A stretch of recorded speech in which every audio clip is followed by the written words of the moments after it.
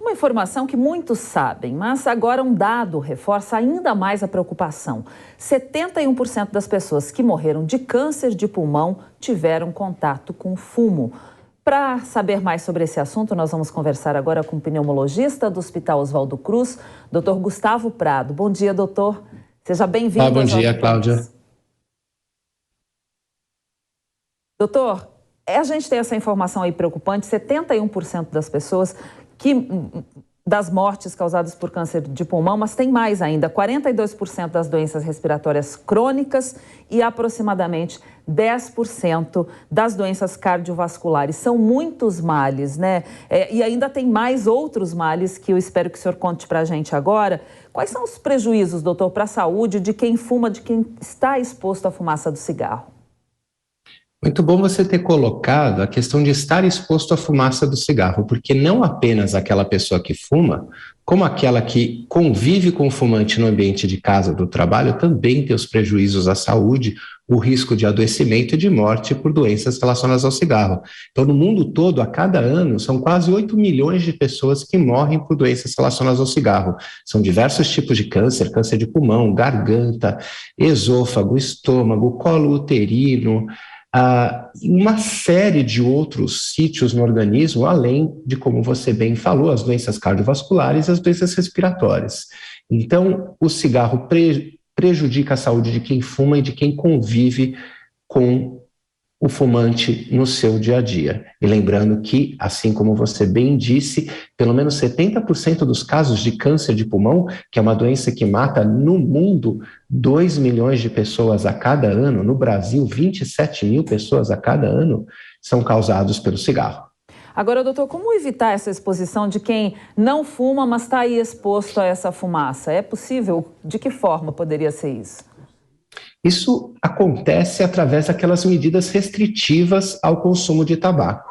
Então, o banimento do consumo de tabaco em ambiente fechado não só protege o não fumante daquela exposição involuntária ao que a gente chama de poluição tabágica ambiental, que é a fumaça do cigarro nos ambientes fechados, como também acaba protegendo o próprio fumante que, deixando de fumar em lugares fechados e optando por lugares abertos, ele vai estar exposto a uma concentração de todas essas substâncias tóxicas muito menor. Então, quando a gente pensa na preservação da saúde do não fumante, é muito importante não só a conscientização das pessoas, mas também todas aquelas medidas restritivas, né, todas aquelas leis que proíbem o consumo do tabaco em ambientes fechados. Doutor Gustavo, o tabagismo é considerado uma doença epidêmica e decorrente da dependência à nicotina e está incluído no grupo de transtornos mentais e de comportamento devido ao consumo dessas substâncias psicoativas, né? Então, pode-se dizer que o ato de fumar é considerado uma doença emocional, uma doença mental? Pode ser considerado uma doença mental a partir do momento que a gente entende o tabagismo não apenas como um hábito. O tabagismo, o consumo do cigarro, de charuto, de narguile, de dispositivos eletrônicos para fumar, de cachimbo, tabaco mascado, todas as formas de consumo de tabaco ou derivados do tabaco, como a nicotina, ela provoca dependência. E a dependência é o que faz a pessoa ter aquela sensação de uma necessidade pela busca repetida do ato de fumar, para muitas vezes não só obter aquele prazer instantâneo, mas para aplacar os sintomas da abstinência dessa droga.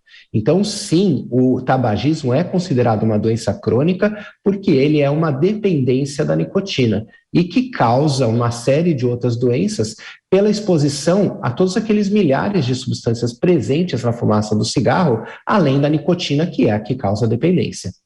Muita gente sofre mesmo para se livrar desse mal e quando consegue, às vezes acaba voltando ao vício, né? Qual orientação o senhor poderia dar para quem está querendo parar de fumar e não consegue? Primeira coisa é insistir, é saber que a imensa maioria dos ex-fumantes teve 3, 4 ou mais tentativas antes de obter sucesso e permanecer definitivamente sem cigarro. Então, a primeira coisa é não se culpar, é entender que o progresso, especialmente quando a gente fala no contexto de uma dependência, ele é um progresso muitas vezes difícil e que demanda essa insistência. Então, primeira coisa, não desanime, insista, Converse com amigos, com colegas de trabalho, com as pessoas da sua família e conte que você está se esforçando para parar de fumar, porque essas pessoas não apenas vão te incentivar, como também vão compreender que naqueles dias iniciais do processo de abandono do cigarro, você pode ter os sintomas da abstinência que muitas vezes se apresentam como alterações de humor, de comportamento, de sono, irritabilidade, e que com todo esse incentivo, essa rede de suporte, tudo isso fica mais fácil. E lembrar que a gente dispõe de atendimento especializado e gratuito para cessação de tabagismo no Sistema Único de Saúde. Doutor Gustavo, e essas campanhas são promovidas aí anualmente, que buscam conscientizar as pessoas sobre os malefícios individuais e coletivos causados pelo tabagismo, elas têm que alcance? Elas realmente conseguem chegar a essa pessoa que é viciada, né? Elas têm um resultado prático? Essas campanhas têm. É claro que cada uma dessas medidas, né, é um pequeno passo de formiguinha diante do enfrentamento de um problema global e dessa magnitude que é o tabagismo.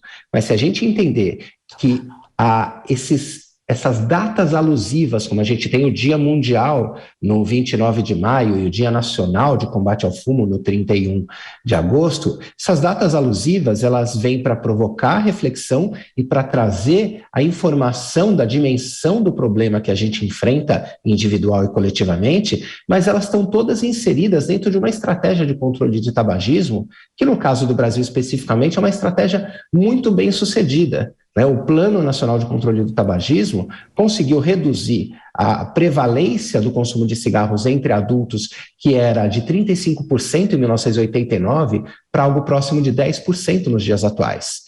Então, cada uma das iniciativas, seja a proibição do consumo do tabaco em ambiente fechado, as campanhas de conscientização, a oferta de tratamento, a proibição da propaganda do cigarro fora do ponto de venda, a proibição do patrocínio a eventos culturais, esportivos e sociais pela indústria do tabaco, a elevação dos preços, cada uma dessas ações, elas têm o seu impacto em reduzir a iniciação do consumo de tabaco em crianças e adolescentes, em promover a cessação desse consumo naqueles que já são fumantes regulares, em coletivamente limitar e reduzir os danos para aquelas pessoas que involuntariamente estariam expostas, por exemplo, convivendo com os fumantes. Doutora, a gente tem também uma notícia aqui sobre o cigarro eletrônico, né? O Ministério da Justiça proibiu 33 empresas de venderem esses equipamentos. A multa diária para quem violar a regra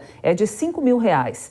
Essa decisão foi publicada no Diário Oficial da União nessa quinta-feira e a comercialização do produto é proibida pela Anvisa no Brasil desde 2009, mas a gente sabe, muita gente compra, eu conheço muita gente que largou o cigarro tradicional e passou a usar esse cigarro eletrônico ou o tabaco orgânico. Essas opções aí são menos prejudiciais ou não? Não, absolutamente. Então vamos falar primeiro do tabaco orgânico. O tabaco é tabaco, né? Seja ele com aditivo de aroma e sabor, por exemplo, nos cigarros mentolados, cigarros de cravo, no narguile, né? Seja ele vendido como uma substância livre de aditivos, né? e rotulada como orgânico. Todas essas formas de apresentação do produto, elas são estratégias de marketing para transmitir uma impressão ao usuário de uma menor nocividade. Todas as formas são igualmente perigosas.